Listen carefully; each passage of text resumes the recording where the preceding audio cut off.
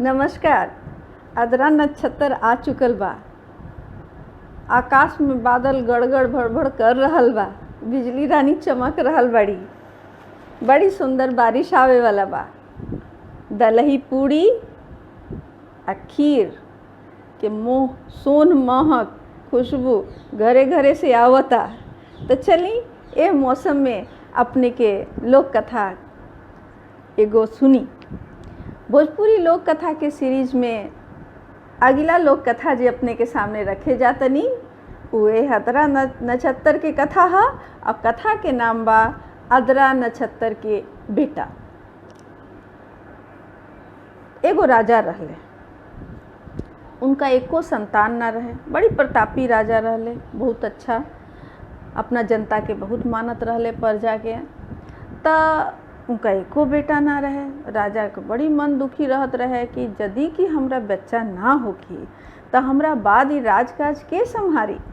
तो पंडित जी के लगे गईले, बोलैले पंडित जी के, कहले पंडित जी अगर हमरा बच्चा ना होखी तो ई राजकाज के संभारी। पंडित जी ये हमर इतना जे फैलल पूरा संसार बा, हमरा ऊपर इतना लोग के आश्रितता बा, उ लोग के संभारी पंडित जी।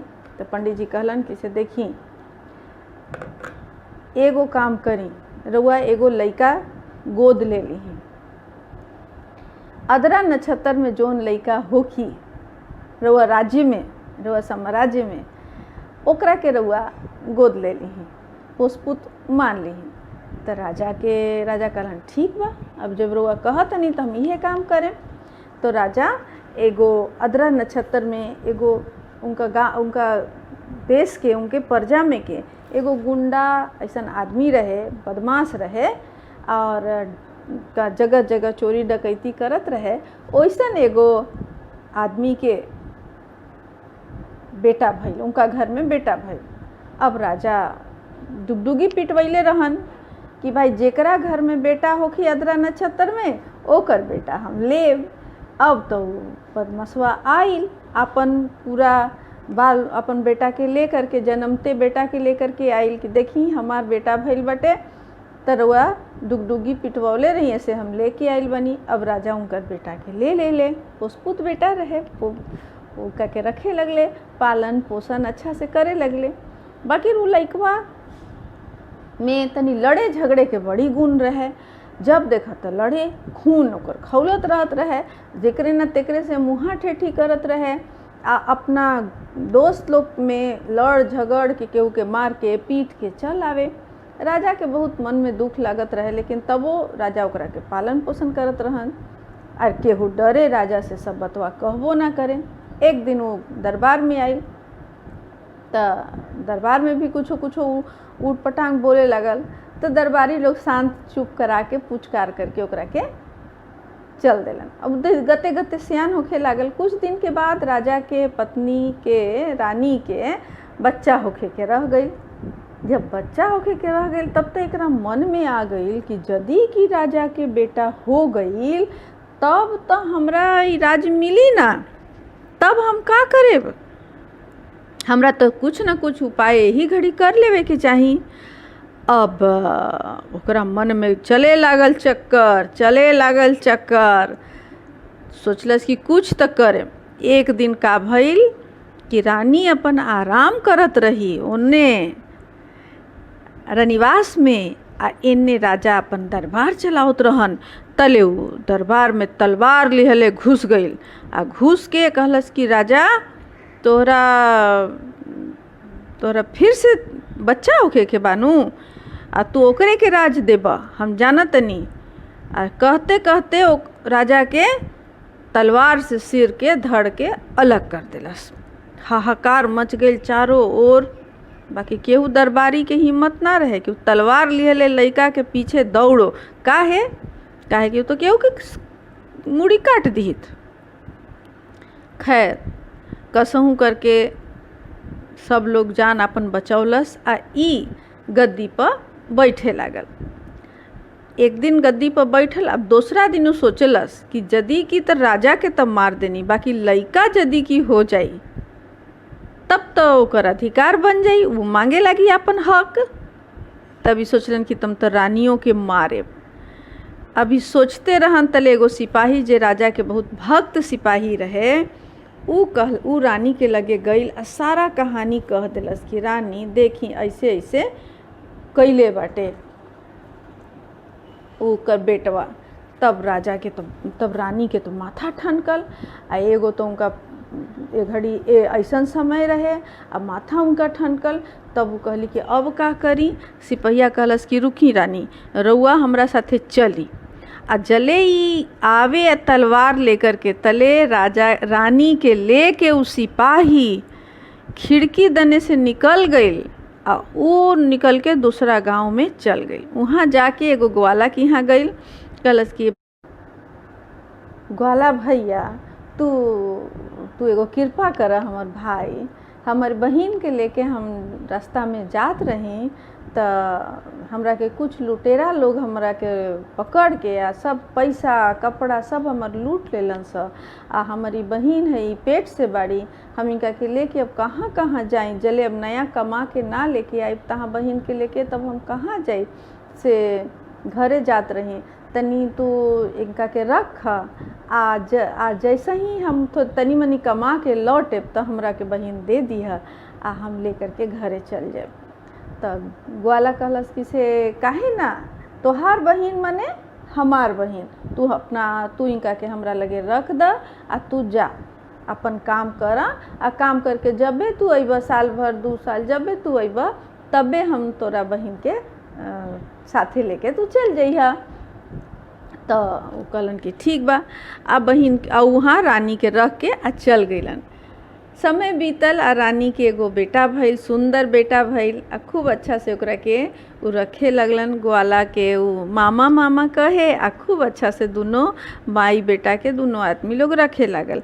आ रानियों एकदम साधारण वेशभूषा में साधारण औरत के तरह बन करके आ उनका घरे रहे लगली।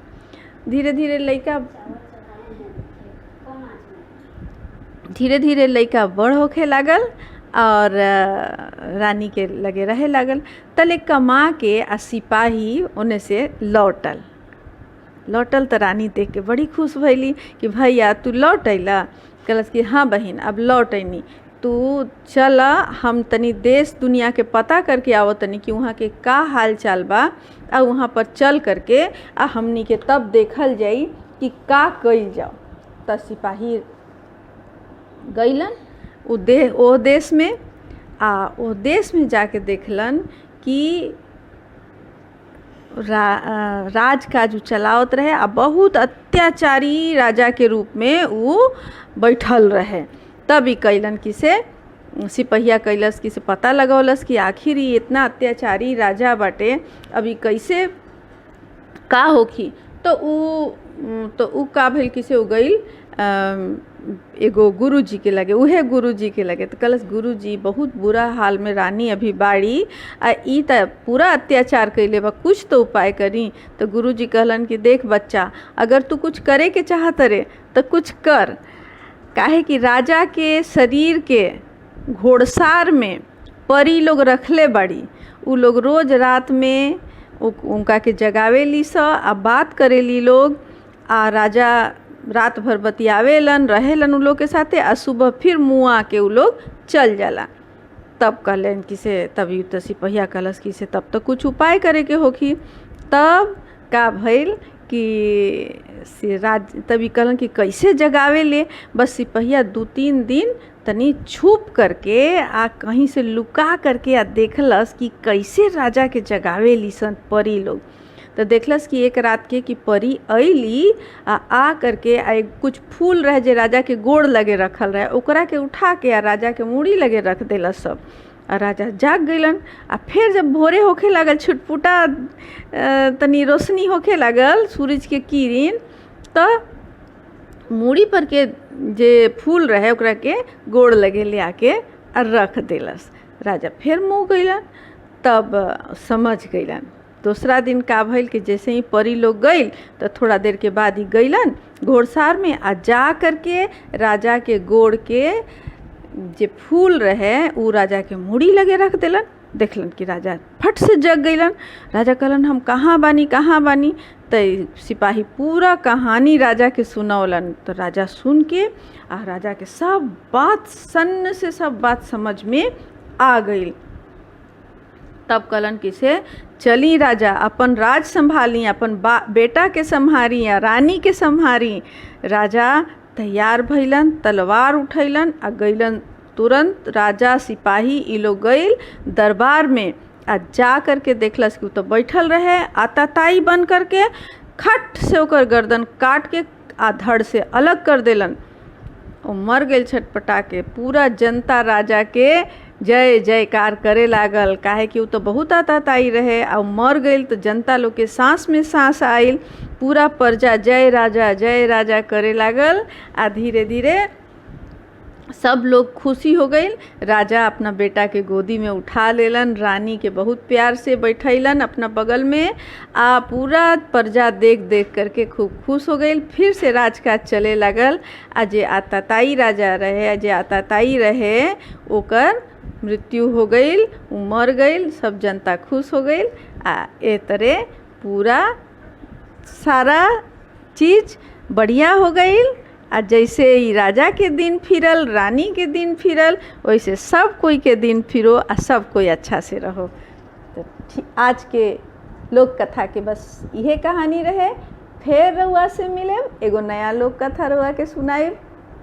आज के लोक कथा ये अदरा नक्षत्र में खीर पूड़ी आ आम जरूर खाई, स्वाद लीही आ कथा सुनी। नमस्कार।